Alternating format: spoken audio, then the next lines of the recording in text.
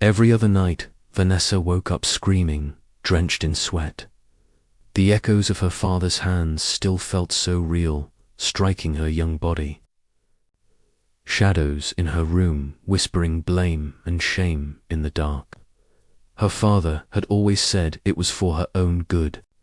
If she spilled water, forgot her homework, or just went out to play with other kids, he would lash out. "You must learn discipline," he'd growl. But to Vanessa, his punishments weren't about discipline. They were proof that she was flawed, that she was somehow fundamentally wrong. Fear, her constant companion, silenced her shield as the years went by. At work, she tried her best to hide it. She'd flinch when someone raised their voice, or suddenly withdraw during a conversation, hoping no one would notice. But today, her colleague Chip noticed. He watched her hands tremble as she typed, saw her gaze dart nervously round the room. No matter how hard she tried to be invisible, he always saw her. Later that day, Chip walked over to her desk. "Hey, you okay? You seem stressed," he asked gently. Vanessa was silent. All her instincts screamed at her to retreat and say she was fine. But there was a calmness in his voice that felt safe, something she hadn't felt in a very long time. She just nodded, unsure what to say. Days turned into weeks, and Chip kept checking in.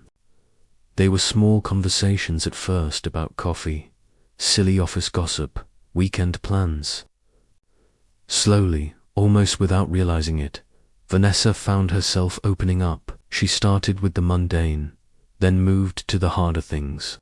She talked about the flashbacks, the guilt, the constant fear that lived inside her. The burdens were still there, but for the first time, she no longer carried them alone. Trust, a door she had locked and bolted years ago, was slowly starting to unlock. Through his simple, steady friendship, the nightmares began to lose their power. They became lighter, less frequent. Smiles started to return to her face, and laughter actually felt possible again. For the first time in years, she felt loved, seen, and appreciated, and not her faults. Her father's punishments had shaped her fear, but she was finally realizing they would no longer shape her future. Thank you for watching. Remember to subscribe for more stories.